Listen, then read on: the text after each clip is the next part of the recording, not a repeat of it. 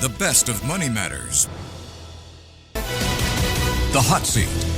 Welcome to The Hot Seat. I'm your host, Hongbin Jeong. And happy International Women's Day to every single woman out there. In order to celebrate how far us women have come over the years, we're asking a big question today on The Hot Seat, and that's, what makes a successful woman? Success means different things to different people. Is it about climbing the career ladder, building a strong community, or finding balance and happiness on your own terms? The truth is, there is no one-size-fits-all answer. And that's exactly why we're having this conversation today. Now, before we hear from our guests, here's a disclaimer. The views and arguments presented by our interviewees do not necessarily reflect their personal beliefs or opinions. Instead, they are here to provide a fresh perspective on the topic at hand. On that note, if you'd like to send some questions in for our guests or tell us what you think makes a successful woman, feel free to text us at 88550893. That's 88550893, or leave a comment on our YouTube, Facebook, and LinkedIn, as we're currently streaming live on there as well. Make sure to follow us on those platforms at Money FM 893, and make sure to give us a like there as well. So joining me today are these wonderful and successful women, starting with Anna Ong, who's the founder of What's Your Story Slam, followed by Andrea Yew, who is the founder of Choke Clinch Crank Combat, and finally we have Rae Saleha, who is a local artist and actress who was also recently awarded the Most Promising Actress Award for Singapore Malay Television and the Best Actress Award at the New Zealand Web Fest. Ladies, welcome to the show. Thank you so much for joining me today. Thank you for having us. Thank you for having us. All right. Pleasure to be here.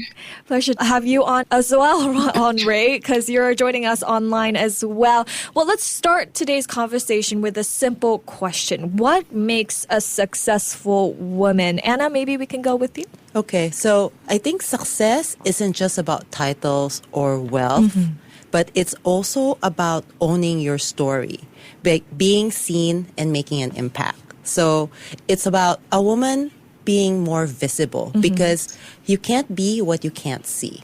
I see. Well, Andrea? I think to take a page out of Shin Tan, one of Singapore's pioneers, MMA, women as well. You know, she talks about how don't let anybody define you, find your truth and own it. I think that really captures what I think is a successful woman. It's not a destination, but I think it's what makes you feel badass at the end of the day. Wow. And Rae, what makes a successful woman? I feel different people are very different in their own ways. We experience different things in our lives, different factors as well. So the definition of a successful woman really lies upon each individual woman on their own as well, because it's very hard to generalize things. Right. Yeah, so I see it more on an individual journeys and their destinations. Yeah, I think all of you have put it so beautifully on what makes a successful woman. Now, as a woman, we take on different roles, such as, you know, being a mother, a wife, a partner, or a sister and a colleague. Even when we're at work, all of us, you know, here have our own individual experiences in setting our own boundaries and balancing our lives. So on that note, you know, Anna, how hard is it for women to communicate their intentions, to set boundaries between work and personal life, and what are the challenges that come with it? I would say often women struggle with setting boundaries because we're often taught at a young age to people please, right? We hate disappointing people, and as women, we tend to wear multiple hats. Sometimes we're the breadwinner, we're also the caregiver. We're the mother, we're my friend, the mentor.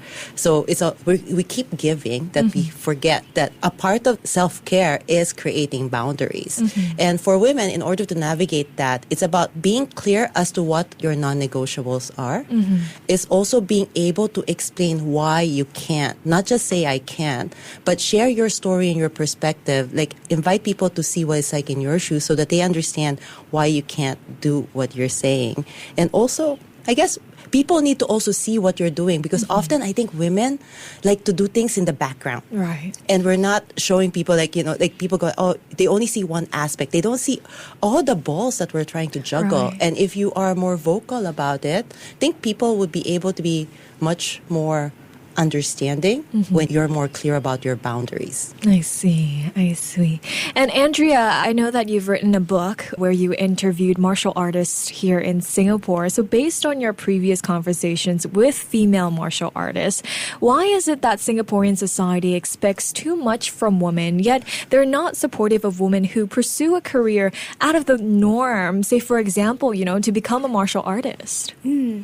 Yeah, I think really to echo what Anna was also sharing, I think Singapore expects kind of a conundrum, like at the same time too much, but also too little of women. We expect women to wear many hats and to wear them well, to be a good mother, to be a good friend, to be a good partner, a career woman, often all at the same time. But I think we also have a very set idea of what women can and should succeed at as well. And martial arts isn't one of them. When you think of martial arts, people don't think of women as well. I think one of the women we interviewed in the book, also Amanda Chan, she is a winner of multiple regional titles, and she talks about how sometimes it gets to her a little bit also. When her mother would ask her, okay, you've got all these titles, that's nice, but when are you getting married? When are you going to have children? And it seems like no matter how successful you are as well, it always comes back to those questions as well. So that's what the book is ultimately trying to do as well. We're trying to challenge. When we think about combat sport, we want people to think about women as well. We want people to think about the diverse roles that women occupy in society. Right. And Rae, over to you as well. As an actress, I'm sure you're very busy filming and shooting your projects. So how do you ensure that your partners, family, or support systems achieve balance, and is it really hard? It is extremely hard because when you're an actress and you're freelancing while juggling a full-time job at the same time, I currently am a wife now, so to handle household chores, it's just simple things. It's very draining and tiring. Like what Anna Ong said, like you have to communicate, you have to express, you have to tell and show what you're doing, because most of the things we do it like what Anna said, behind the scenes. We don't like to portray it. We don't like to show it. We are the kind of individuals that does things out of service because it's not only as our obligations or our duties. So to find that balance with life and work at the same time is really hard, to such an extent whereby my mom would call me and say like, hey, I haven't seen you for months. Like, can you even drop a call? But it gets so busy. And to get the boundaries and self-care whereby you have time and hit space for yourself, just sit in with your emotions, to sit in with how your body is feeling is really, really hard. So I'm very happy. For me, I have a very good support system, like my family, a small circle of friends that I can count on. And instead of meeting up with a lot of people, even though the industry is all about networking, I rather have deep, intentional conversations with the people that I care and feel safe with.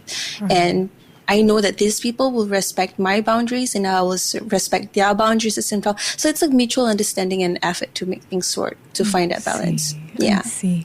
I mean, most of the world has reached equality in education, by bridging the gender gap in accessing and shaping science and technology. The goal to provide more opportunities for women can be reached now. Now, contextualizing it back to Singapore here, Andrea, as a teacher yourself, is education a crucial factor when ensuring that opportunities aren't just limited to privileged women, but accessible to any woman from a young age? Yes, 100%. I truly believe in education as the great equalizer as well. I think, not just in terms of providing the skills and the content for women to access those opportunities. We now see a lot more women in STEM as well, and we have education and accessible education to thank for that. But I think it's also about schools as spaces for young girls to also explore interests as well. For many young women, school is also the first space where people teach you how to lift weights in PE class, right? You get to talk about issues that maybe you don't talk about at home. And I think that's also the other important factor. Are we talking about issues in class that we hope will carry on beyond the classroom as well? Just earlier this week, I was having a conversation with my class about stereotypes that young people face, that young women face, that young men face as well. So I think it's important that we have these conversations in the classroom.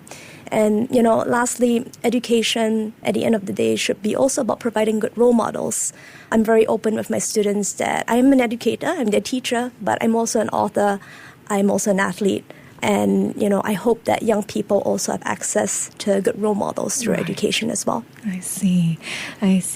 Well, most women wish and yearn to work together and be supportive of one another whenever, you know, one of us does make a breakthrough. Yet female rivalry is indeed still deeply rooted in many workplaces. Rae, I mean, now in the media industry itself, there's a lot of competition for roles and opportunities as well. And even some are considered, you know, so-called divas, which makes it harder for women to be on the same page at times. So doesn't this behavior cause more harm than good for women equality? I mean, competition, you can't avoid it. And yes, it does do more harm than good.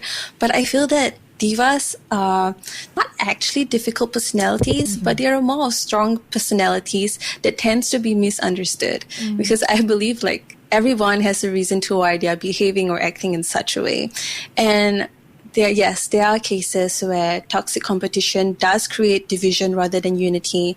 And for me, I believe that for us women to progress in this industry, collaboration should be prioritized over tearing each other down. And unfortunately, the pressure to stand out often leads to people being more individualism rather than a collective growth.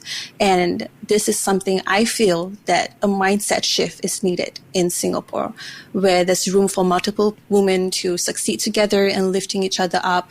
And it benefits everyone in the long run instead of a short term to stand out and step over each other. Yeah.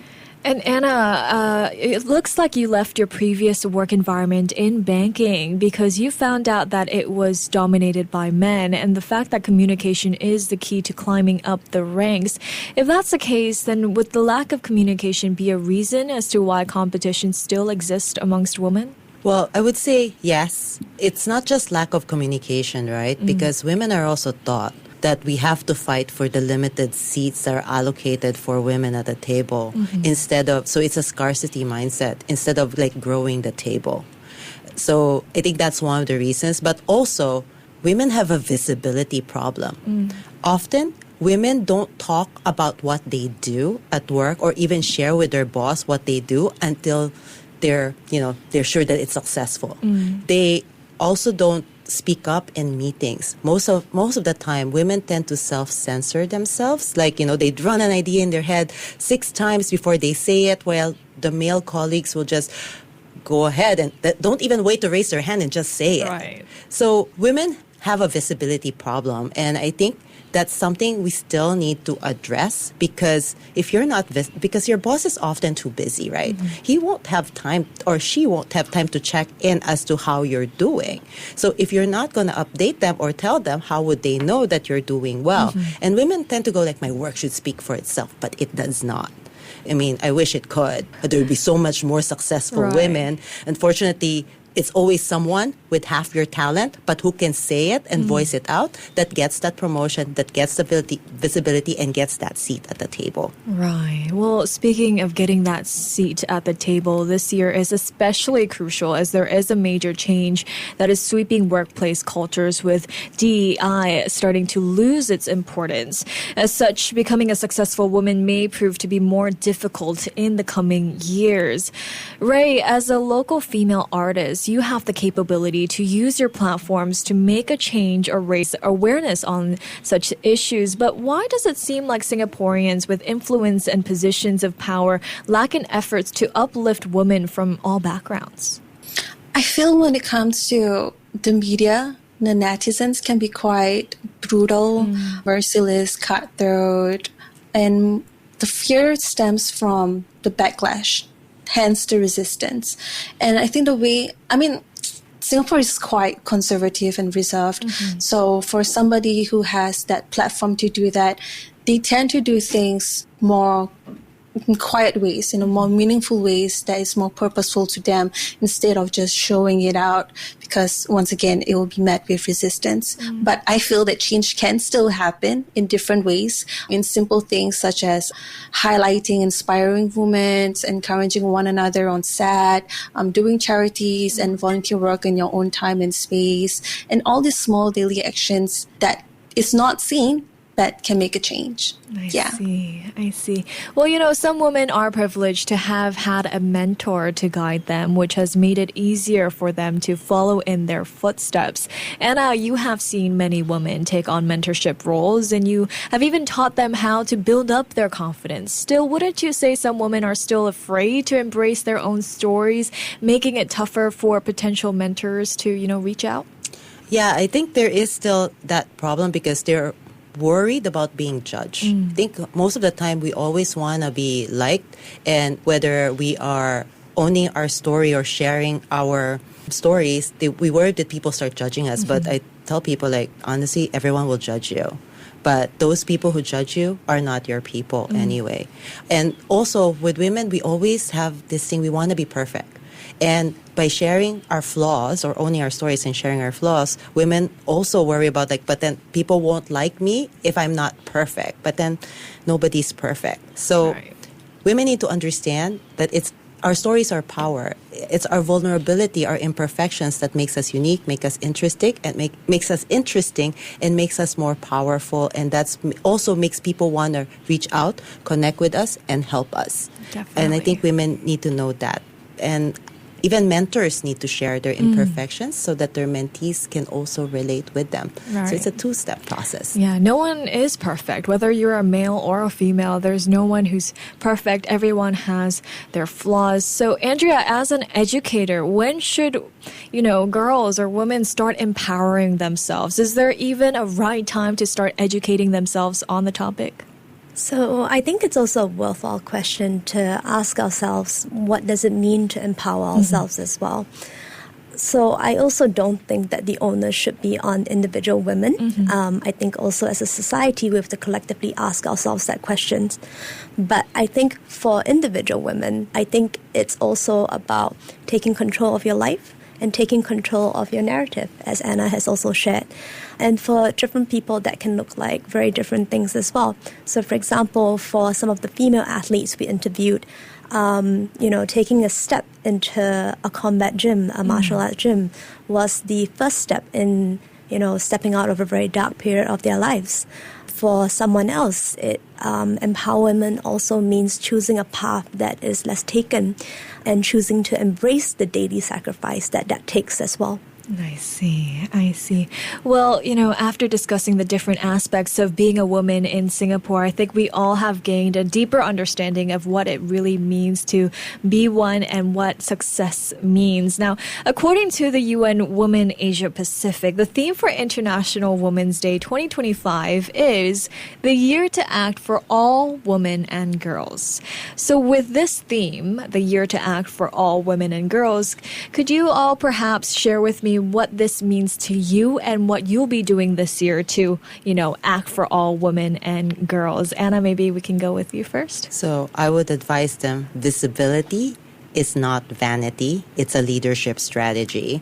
I would help women learn how to take space, share their story, and own their success. Andrea? I think what it means to me is that, all women are included, no one is left out. And for me, it's really important to be educating the next generation on equality.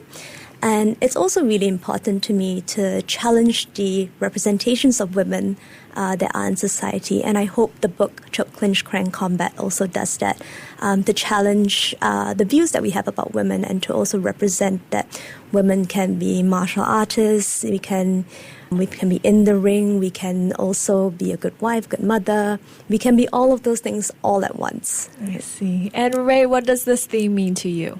It would mean that, one of the things I would advise all women and girls out there is that mindfulness is power. Mindfulness is key to be aware of your surroundings and the things that you have in your control to change for the better or to bring out the best versions in you.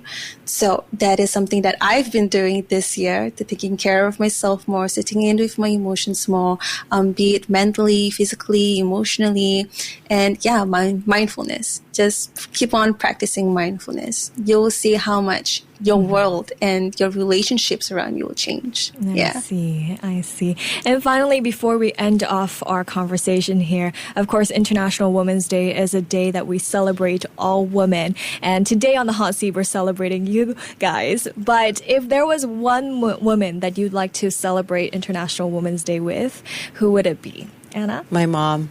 Why?